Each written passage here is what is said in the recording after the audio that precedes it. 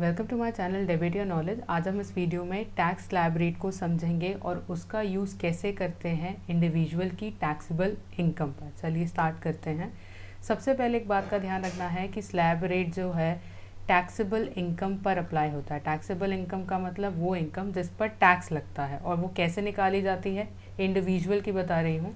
Salary plus income from house property plus income from other sources, जिसमें से आप minus करेंगे एग्जम्पशंस एंड डिडक्शन, जो कि अलग अलग सेक्शन के अंतर्गत मिलती है अगर आप ओल्ड टैक्स रिजीम फॉलो कर रहे हैं, पर कुछ डिडक्शंस न्यू टैक्स रिजीम में भी अलाउ है। तो उसके बाद आपके पास टैक्सेबल इनकम आ जाती है और इसी इनकम पर आप अपना स्लैब रेट अप्लाई करते हैं।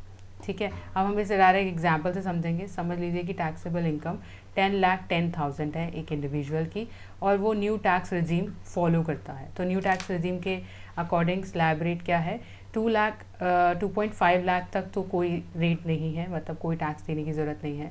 अगर 2.5 लाख से 5 लाख है तो 5% है, 5 लाख से 7.5 लाख है तो 10% है, 7.5 लाख से 10 लाख है तो 15% है, 10 लाख से 12.5 लाख है तो 20% है, 12.5 से लेके 15 लाख है तो 25%, अगर मोर देन 15 लाख है तो 30%। तो ये है हमारा इनकम टैक्स स्लैब रेट है। लेकिन आपने एक बात का ध्यान दिया, जो रेंजेस ये यहाँ पे गिवन है, जैसे 2.5 लाख से 5 लाख, सब में डिफरेंस 2.5 लाख का है। 5.75 में भी डिफरेंस 2.5 लाख का है, 7.5 से लेके 10 लाख में भी 2.5 लाख का डिफरेंस है।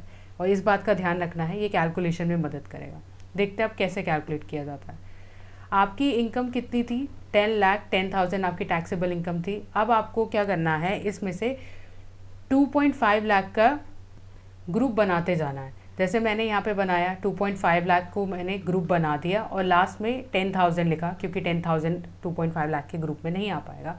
तो मेरे पास टोटल कितना आ गया, 10,10,000। समझ में आ गया। 2.5 लाख के मैंने 4 ग्रुप बना दिए हैं क्योंकि ये ईजिली बन गए। और रिमेनिंग टैक्सेबल इनकम कितनी बची, 10,000। और अगर हम इन चारों को टोटल करेंगे तो हमारे पास टोटल टैक्सेबल इनकम बनती है 10,10,000। फिर इसके ऊपर टैक्स कैलकुलेट किया जाता है। रेट क्या कहता है कि फर्स्ट 2.5 लाख पे आपको कोई टैक्स नहीं देना, तो इसलिए मैंने यहाँ पे नील लिखा है और आपका टैक्स 0 आया है। सेकेंड 2.5 लाख के डिफरेंस में आपको 5% देना है, तो मैंने यहाँ पे 5% लिखा है। और 2.5 लाख का 5% कितना होता है, 12,500।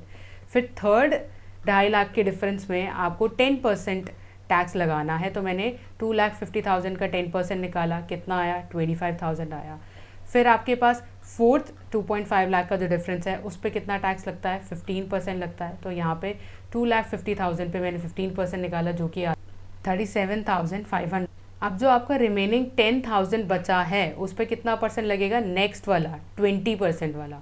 अब इस पर हम लिखेंगे 20%, और 20% 10,000 का 20% कितना होता है, 2,000। अब मैं जो ये नीचे मैंने टैक्स कैलकुलेट किया है इसको मैं ऐड कर दूंगी और मेरा आंसर आ जाएगा 77,000। तो इस तरीके से हम स्लैब रेट का इस्तेमाल करते हैं। एक और एग्जांपल देख लेते हैं। समझ लीजिए टैक्सेबल इनकम 8 लाख है, इंडिविजुअल का केस है ये। स्लैब रेट हम ऑल टैक्स रिजीम के अकॉर्डिंग फॉलो कर रहे हैं। पहले देख लेते हैं कि ऑल टैक्स रिजीम के अकॉर्डिंग स्लैब रेट क्या है। 2.5 लाख तक तो कोई टैक्स नहीं है, 2.5 लाख से 5 लाख तक 5% है, 5 लाख से 7.5 लाख तक 20%, 7.5 से 10 तक 20%, 10 से 12.5 तक 30%, 12.5 से 15 लाख तक 30%, एंड मोर देन 15 लाख 30% है। ठीक है, यहाँ पे भी जो हमारा फ्रीक्वेंसी डिस्ट्रीब्यूशन है वो 2.5 लाख है। फ्रीक्वेंसी डिस्ट्रीब्यूशन का मतलब जो आप रेंज देख रहे हैं सब में डिफरेंस 2.5 लाख का ही आ रहा है। ठीक है, अब इसका देखते हैं कैसे करेंगे। सबसे पहले क्या करेंगे, 8 लाख में हम 2.5 लाख का ग्रुप बनाते हैं। जिनके ग्रुप आसानी से बन जाएंगे वो ठीक है, अदरवाइज हम रिमेनिंग रख देंगे। यहाँ पे मेरे पास 2.5 लाख के 3 ग्रुप बन गए। ठीक है, और रिमेनिंग अमाउंट बचा 50,000, और इन चारों को मैं टोटल करती हूँ तो हमारे पास 8 लाख आ जाता है। ठीक है, अब हम टैक्स रेट अप्लाई करेंगे इस ग्रुप पे। तो सबसे पहले 2.5 लाख के ग्रुप में नील रेट है, जैसा कि बताया, तो यहाँ पे नील है और इस पे मैंने 0% टैक्स हमारा लगेगा, मतलब 0 आया। नेक्स्ट 2.5 लाख पे कितना लगेगा, 5% गिवन है स्लैब रेट के हिसाब से, तो 5% लिखा। और 2,50,000 का 5% कितना होता है, 12,500। थर्ड 2.50 लाख पे कितना लगेगा, 20%, तो यहाँ मैंने 20% लिखा, कितना आता है, 2,50,000 का 20% होता है 50,000। अब जो रिमेनिंग 50,000 बचा है उस पर भी 20% ही है। नेक्स्ट आप देख रहे हो 20% लिखा है, तो मैंने यहाँ 20% लगाया। 50,000 का 20% होता है 10,000। अब मैं 12,500 प्लस 50,000 प्लस 10,000 ऐड कर, तो आपके पास टैक्स आ जाएगा 72,500। तो इस तरीके से हमारा टैक्स कैलकुलेट होता है। एक और एग्जांपल देख लेते हैं। इसमें इंडिविजुअल की इनकम, टैक्सेबल इनकम 5 लाख है और वो न्यू टैक्स रिजीम फॉलो करता है। अच्छा, एक और बात बता दूं मैं, 5 लाख तक टैक्स लगता ही नहीं है। अगर आपकी इनकम 5 लाख है, टैक्सेबल इनकम 5 लाख है, तो उस पर टैक्स लगता ही नहीं है, चाहे आप न्यू टैक्स रिजीम फॉलो कर रहे हो या ओल्ड टैक्स रिजीम फॉलो कर रहे हो। मैं इस एग्जाम्पल से आपको सोल्यूशन दिखाऊँ। तो इस केस में हम न्यू टैक्स रिजीम फॉलो कर रहे हैं और न्यू टैक्स रिजीम के हिसाब से क्या स्लैब रेट है हम ऑलरेडी डिस्कस कर चुके हैं। डायरेक्ट कैलकुलेशन देखते हैं। तो 5 लाख का सबसे पहले हमें 2.5 लाख का ग्रुप बनाना पड़ेगा। यहाँ पे 2 ही ग्रुप बनते हैं और इक्वल टू 5 लाख हो जाता है। तो फर्स्ट ग्रुप में जो 2.50 लाख का जो ग्रुप है उस पर नील रेट लगता है स्लैब रेट के हिसाब से, तो यहाँ 0 आ गया।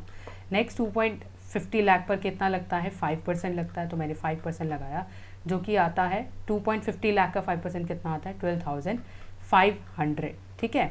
अब हमें 5 लाख के ऊपर टैक्स तो देना ही नहीं होता, जैसा कि अभी मैंने आपको बताया आपका, लेकिन टैक्स तो 12,500 आ रहा है। तो आपको ये 12,500 पे करने की ज़रूरत नहीं है, क्योंकि आपको एक रिबेट मिलती है अंडर सेक्शन 87A। चाहे आप न्यू हो, पुराना टैक्स रिजीम फॉलो कर रहे हो या नया फॉलो कर रहे हो, तो फ़र्क नहीं पड़ता। आप सेक्शन 87A के अंतर्गत इस रिबेट का फ़ायदा उठा सकते हैं।